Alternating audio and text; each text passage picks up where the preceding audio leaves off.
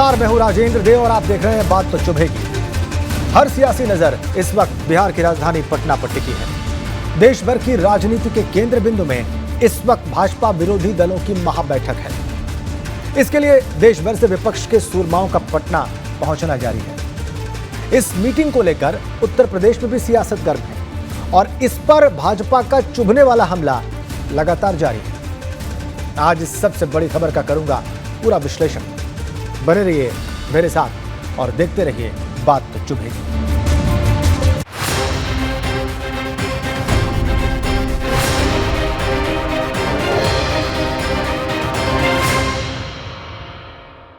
आज पटना से बड़ी तस्वीर आई। शुक्रवार को यहां विपक्षी दलों की महाबैठक होने वाली है और इससे पहले पश्चिम बंगाल की सीएम ममता बनर्जी ने यहां पहुंचकर लालू प्रसाद यादव से मुलाकात। ममता दीदी ने लालू यादव के पांव छुए। इसके साथ ही उन्होंने भाजपा पर लालू यादव को फंसाने का आरोप लगाया। ममता बनर्जी के साथ ही दिल्ली के सीएम अरविंद केजरीवाल, पंजाब के मुख्यमंत्री भगवंत मान और तमिलनाडु के सीएम एम.के. स्टालिन सहित कई दिग्गज पटना पहुंच चुके हैं। सबकी नजरें कल होने वाली विरोधी दलों की बैठक पर है।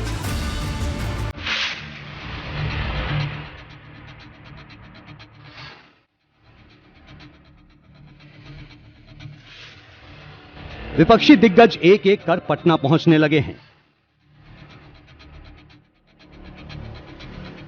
भाजपा के खिलाफ महागठबंधन की तैयारियों का यह नया ट्रेलर है। 23 जून यानी शुक्रवार को पटना में एक मंच पर नजर आने वाले हैं विपक्ष के तमाम सूरमा। भरने वाले हैं भाजपा के खिलाफ हुंकार। 2024 के लोकसभा चुनाव में भाजपा को हराने के लिए यहां से सुनाई देने वाली है विपक्ष की महागर्जना। पश्चिम बंगाल की सीएम और टीएमसी प्रमुख ममता बनर्जी ने पटना पहुंचने के बाद राजद अध्यक्ष लालू प्रसाद यादव से मुलाकात की। इस दौरान उन्होंने लालू यादव के पांव छुए।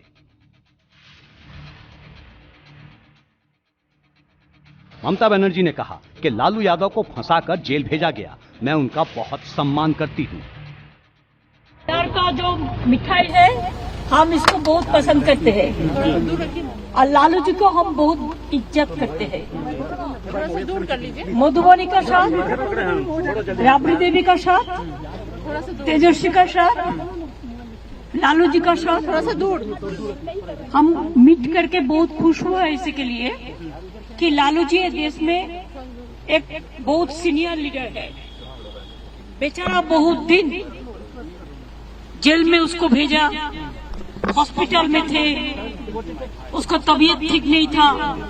हम लोगों ने बहुत दुखी थे। आज उसको देख के हम खुश हुआ है।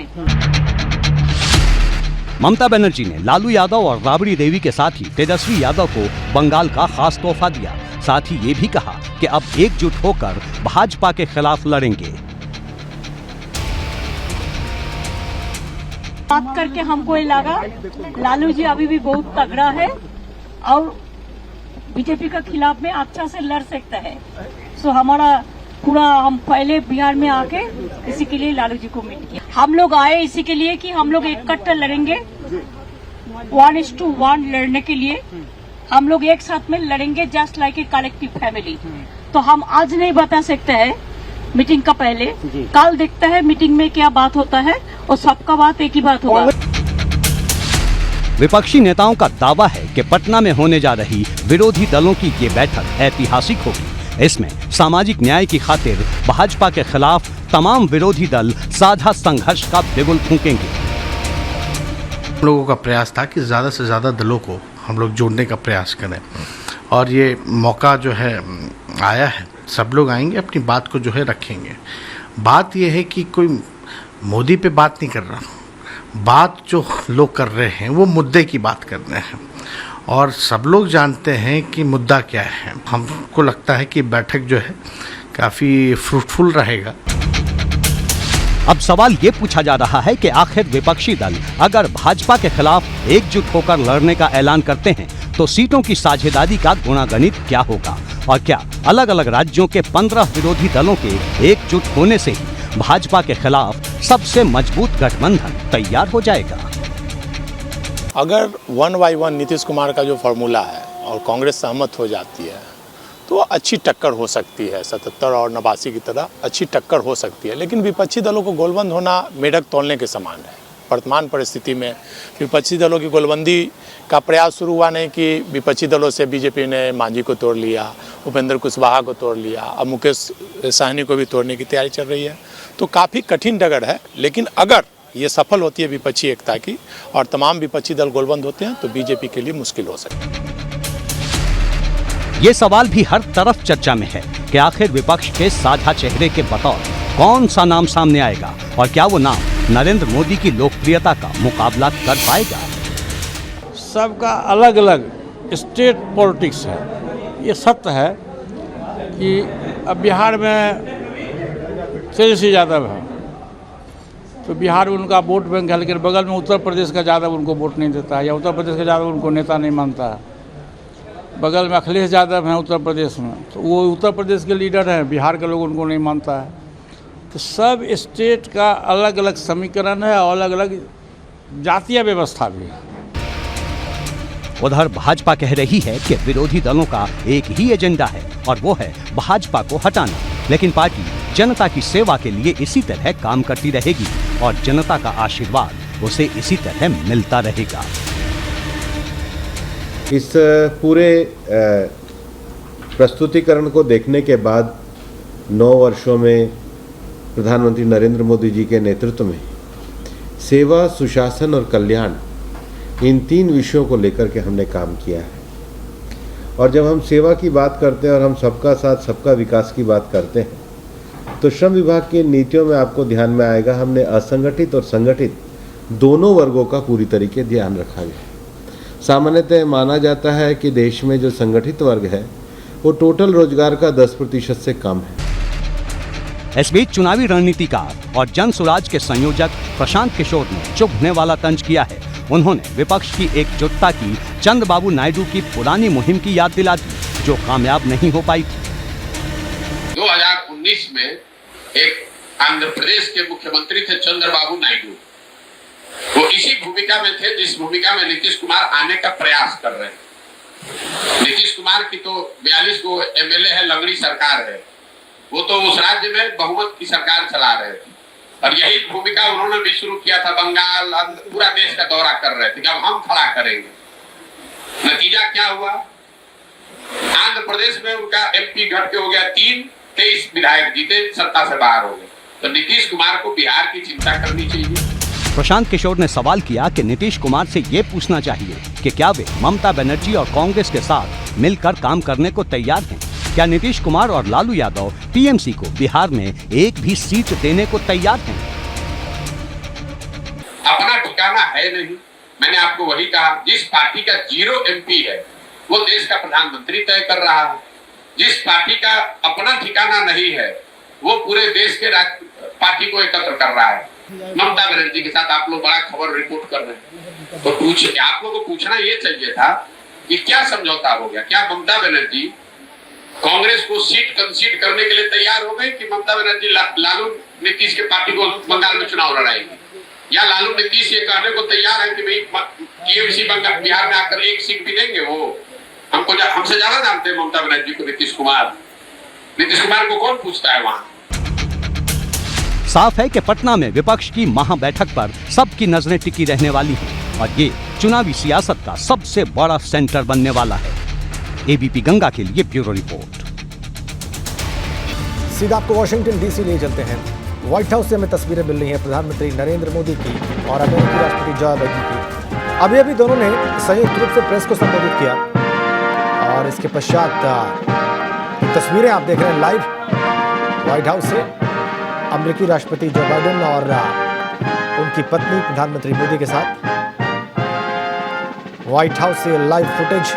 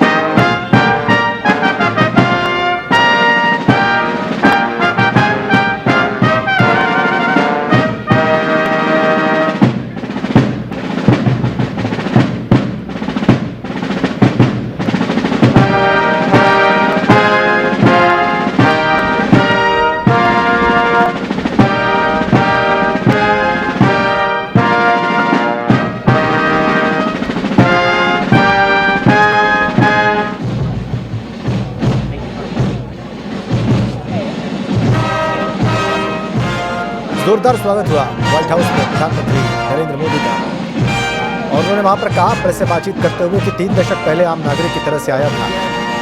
और 24 के चुनाव को लेकर यूपी में गठबंधन की तस्वीर अभी तक पूरी तरह साफ नहीं है।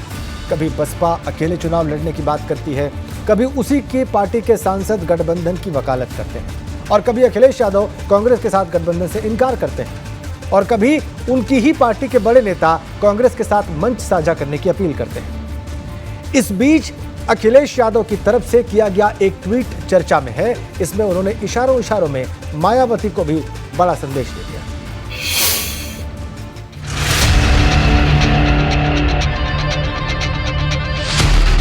उत्तर प्रदेश की सियासत में एक बार फिर सपा बसपा के बीच सीधी जंग शुरू हो गई है। अखिलेश यादव ने 80 में से 80 सीटों को जीतने के लिए पीडीए फॉर्मूला सामने रखा था, जिस पर मायावती ने चुभने वाला पलटवार किया था, और अब अखिलेश यादव ने इशारों में मायावती को बड़ा संदेश दे दिया है।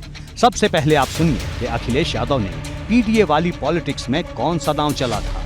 एनडीए के मुकाबले मैंने कहा पीडीए, और मैंने कहा पिछड़े दलित अल्पसंख्यक मुसलमान भाई, क्योंकि सबसे ज्यादा भेदभाव इनके साथ हो रहा है। मैंने किसी को एक्सक्लूड नहीं किया है, सबको शामिल करते हुए कहा, और कहा कि 80 हराओ भाजपा हटाओ, क्योंकि उत्तर प्रदेश में 2014 से ही जीत रहे हैं, तो 24 में इनका जाना तय है। अखिलेश यादव की इसी रणनीति पर मायावती ने पलटवार किया था। उन्होंने ट्वीट किया था, सपा द्वारा एनडीए के जवाब में पीडीए, पिछड़े दलित अल्पसंख्यक का राग इन वर्गों के अति कठिन समय में भी केवल तुकबंदी के सिवाय और कुछ नहीं। इनके पीडीए का वास्तव में अर्थ परिवार, दल, अलायंस है, जिस स्वार्थ से ये पार्टी सीमित है। इसलिए इन वर्गों के लोग जरूर सावधान रहें। यानी अखिलेश यादव को अगर यूपी की लोकसभा सीटों पर कब्जा करना है तो भाजपा से पहले बसपा से टकराना होगा, और मायावती पहले ही साफ कर चुकी हैं कि इस बार वो अकेले दम पर लोकसभा का चुनाव लड़ेंगी। हालांकि अखिलेश फिर भी उम्मीद नहीं छोड़ना चाहते। इस बार उन्होंने ऐसा ट्वीट किया जिसकी खूब चर्चा हो रही है। उन्होंने लिखा, पीडीए मूल रूप से पिछड़े दलित व अल्पसंख्यक के शोषण, उत्पीड़न और उपेक्षा के खिलाफ उठती हुई चेतना व समान अनुभूति से जन्मी उस एकता का नाम है, जिसमें हर वर्ग के वे सब लोग भी शामिल हैं जो मानवता के आधार पर इस तरह की नाइंसाफी के खिलाफ हैं। दलगत राजनीति से ऊपर उठकर सब इससे जुड़े। अखिलेश यादव ने विरोधियों को दलगत राजनीति से ऊपर उठकर साथ आने की बात कही तो इशारा सीधे मायावती तक पहुंच गया। दूसरी तरफ भाजपा के नेता अभी भी अखिलेश को इस मोर्चे पर घेर रहे हैं। समाजवादी पार्टी बुरी तरह से डिरेल्ड है, वो सब फ्रस्ट्रेशन में है, उनके पास कहने को कुछ नहीं है। और जब इस प्रकार के गठबंधन बने हैं, चाहे 89 से देवगौड़ा के समय से आप जानते हैं, जनता दल के बाद जो जनमोर्चा बना था उसका भी क्या हाल हुआ, ये भी बुरी तरह से ये सब कुर्सी के लिए इकट्ठा हुए हैं। जबकि माननीय प्रधानमंत्री नरेंद्र मोदी जी देश के लिए काम कर रहे हैं, और जितने भी ये दलों के नेता हैं ये सिर्फ मात्र सत्ता प्राप्त के लिए, कुर्सी के लिए हैं। और जब कुर्सी की बात आएगी पहले ही लड़ के वो आपस में ही उनके पास युद्ध शुरू हो जाएगा। जबकि भारतीय जनता पार्टी देश के लिए काम कर रही है, देश के हर गरीब नागरिक को उनके जीवन स्तर को ऊपर उठाने के लिए काम कर रही है। अखिलेश यादव इस बार खुलकर मैदान में उतर आए हैं। वो बार बार 80 सीटों वाला मैसेज पहुंचा रहे हैं, लेकिन भाजपा कहती है अखिलेश अगर बसपा और कांग्रेस को भी जोड़ लें तो भी उनका सपना पूरा नहीं होगा।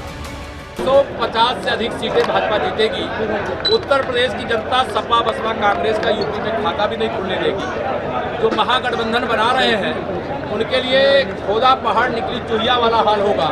जो महागठबंधन के संयोजक बने घूम रहे हैं श्री नीतीश कुमार जी, आप भरोसा रखना 2024 में जनता दल यूपी का खाता भी नहीं खुलेगा। और जो श्री अखिलेश यादव जी 80 सीटों का अहंकार दिखा रहे हैं, उनका भी मुझे उत्तर प्रदेश में खाता खुलता नजर नहीं आ रहा। सियासत में कभी भी कुछ भी संभव है। अखिलेश यादव जमीन पर उतरने से पहले ऐसा माहौल बना देना चाहते हैं जिससे लड़ाई सपा और भाजपा के खिलाफ लगे। वो बार बार कांग्रेस को भी सपा की अगुवाई में शामिल होने का न्योता देते हैं, लेकिन उन्होंने इस बार पीडीए वाला जो दांव चला है वो भाजपा को चुभ गया है। उन्होंने एक नारा दिया था कि दो उत्तर प्रदेश के दो छोकरे और जिन्हें क्या क्रांति कर देंगे, ऐसा कुछ, दो लड़के, तो लड़के जिन्हें कहाँ जाके पटके मालूम नहीं जनता ने। फिर उन्होंने बसपा के साथ समझौता किया, सपा बसपा जो कि उनके सैद्धांतिक विरोध में थी, उन्होंने आपस में समझौता किया, लेकिन कहाँ गुमनामी में खो गए दोनों दल। फिर अब लोकदल के साथ किया, कहीं गए नहीं रहे। ऐसे ही वो अब सत्ता के लिए हाथ पैर मार रहे हैं, चाहे कोई भी को प्रलोभन दें। लेकिन जब हमारी लीडरशिप ने, माननीय मोदी जी ने, माननीय योगी जी के व्यक्तित्व कृतित्व ने अंतिम छोर पर बैठे व्यक्ति तक को लाभान्वित किया है। जिन कार्यों को, उनके हितों को ये सोच भी नहीं सकते थे, वो हित हमारी सरकार ने पूरे किए हैं। तो ये सभी वर्ग हमारी सरकार के साथ। अखिलेश यादव जी मुंगेरी लाल के सपने देख रहे हैं, कौन उनको रोक सकता है। सब जानते हैं कि 4 बार समाजवादी पार्टी सत्ता में रही, किसने रोका उनको उनके लिए काम करने के लिए। उस समय तो परिवार याद होता है, उस समय एक जाति याद होती है, एक जिला याद होता है। अब इन बातों का उत्तर प्रदेश की जनता पे कोई फर्क इसलिए नहीं पड़ता कि 6 सालों में योगी जी की सरकार को उत्तर प्रदेश की जनता ने देखा है। क्राइम कम हुआ है, दंगे खत्म हुए हैं, रोजगार की बढ़ोतरी हुई है, 35 लाख करोड़ का MOU साइन हुआ है, 41 देश हमारे प्रदेश में काम फैक्ट्री के लिए आ रहे हैं। तो उत्तर प्रदेश में प्रदेश की जनता ने मान लिया है कि योगी जी से बढ़िया शासन कोई दे नहीं सकता है। इसलिए अखिलेश जी का कोई फार्मूला अब प्रदेश में चलने वाला नहीं है।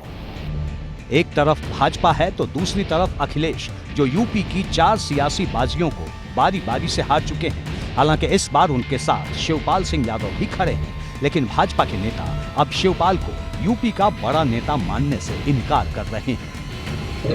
मुझे बहुत खुशी है। मैं किसी छोटे मोटे नेता से लड़ना भी नहीं चाहता हूं, क्योंकि मैं इतना बड़ा अपना काम धाम छोड़ के अगर आजमगढ़ आता हूं तो मैं छोटे मोटे नेता से लड़ने थोड़े आता हूं। और दूसरी बात यह है कि जब सपा का राष्ट्रीय अध्यक्ष, उनको आजमगढ़ ने मौका दिया, वो नहीं कुछ कर पाए तो ये क्या कर लेंगे। उनको 3 साल मौका दिया था आजमगढ़ ने राष्ट्रीय अध्यक्ष को, वो नहीं कुछ कर पाए। हम लोगों ने 1 साल में करके दिखाया। तो अब उनके ही पार्टी के अगर कोई और नेता आ रहे हैं, चाचा जी आ रहे हैं, तो चाचा जी भी यहाँ आके जनता को भ्रमित नहीं कर पाएंगे, क्योंकि जनता जान चुकी है कि जब राष्ट्रीय अध्यक्ष नहीं कुछ कर पाए तो ये क्या कर लेंगे। लड़ाई 80 सीटों की है और तेवर सबके गर्म है। हालांकि ये नतीजे ही बताएंगे कि अखिलेश के दावे में दम है या फिर भाजपा फिर से विजय पताका फहराएगी। ABP गंगा के लिए ब्यूरो रिपोर्ट। बाद डिप्टी सीएम ब्रजेश पाठक की, जो आज आजमगढ़ में मोदी सरकार की उपलब्धियां गिनाने पहुंचे थे। उन्होंने मंच से सरकारी योजनाओं की जमकर तारीफ की, लेकिन उस तारीफ को सुनने के लिए वहां भीड़ मौजूद नहीं थी। कार्यक्रम के लिए बड़े मैदान में टेंट भी लगा था, कुर्सियां भी रखवाई गई थीं, कूलर पंखे का भी इंतजाम था, लेकिन वहां मौजूद लोग डिप्टी सीएम का भाषण सुनने के बजाय पसीना पोंछते रहे। और ये सब तब हुआ जब डिप्टी सीएम मंच से भाषण दे रहे थे।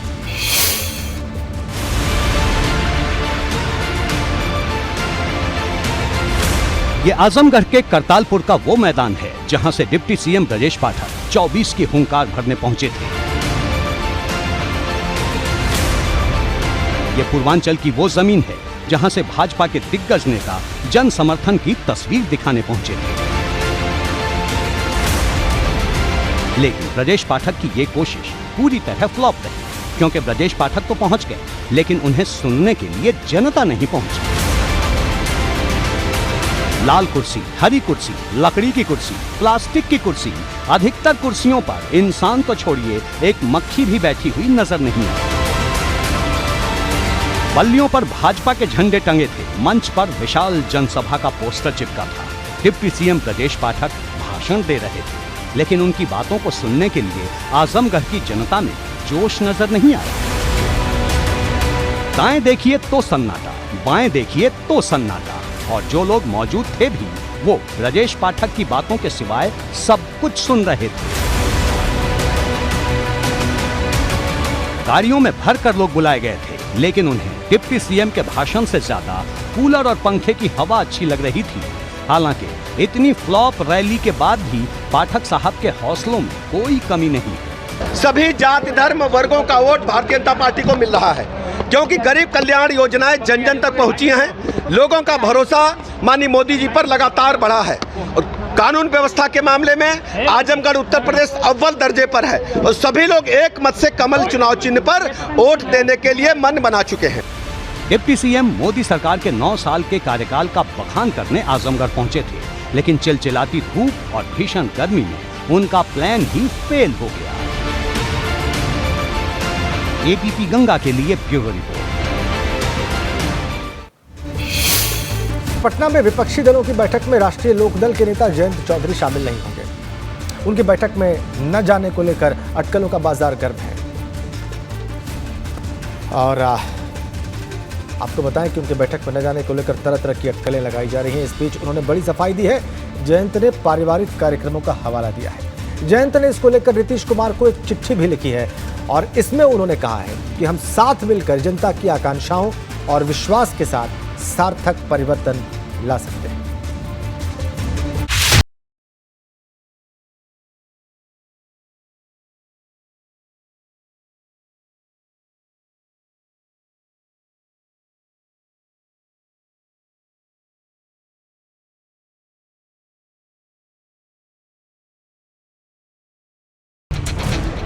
शुक्रवार को पटना में विपक्षी एकजुटता का मंच सजेगा।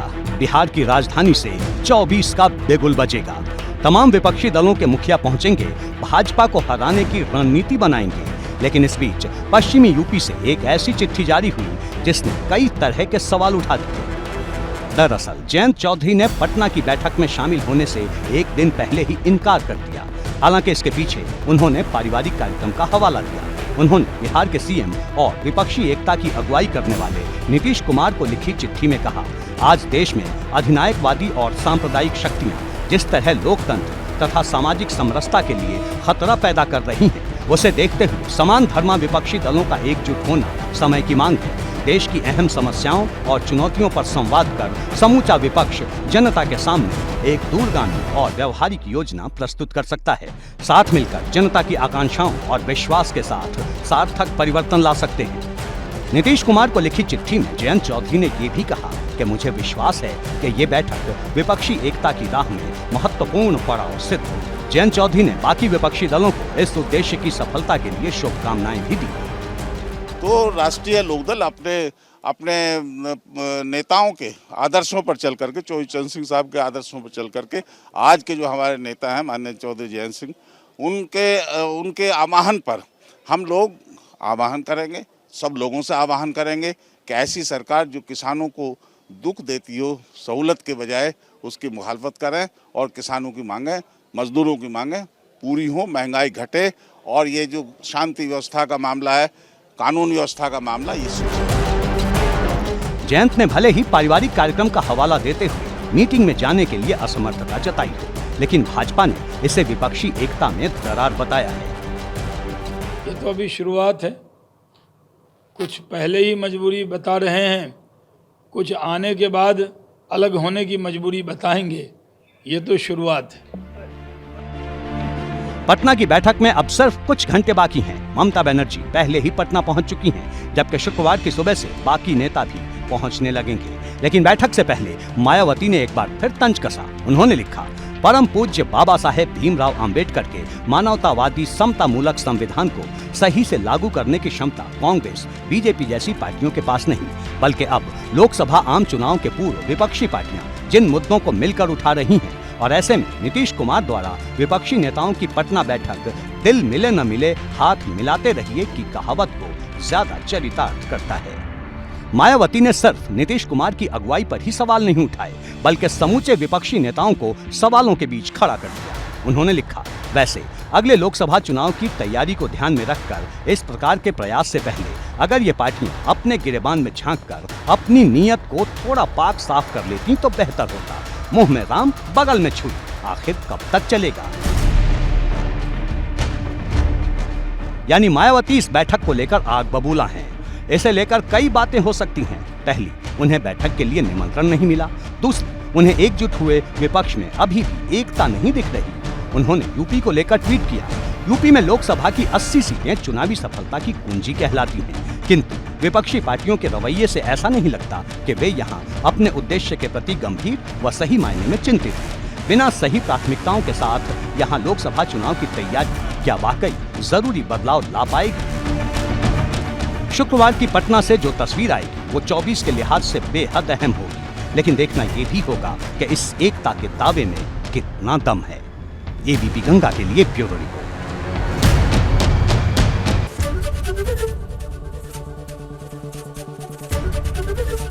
एबीपी गंगा, खबर आपकी, जुबान आपकी।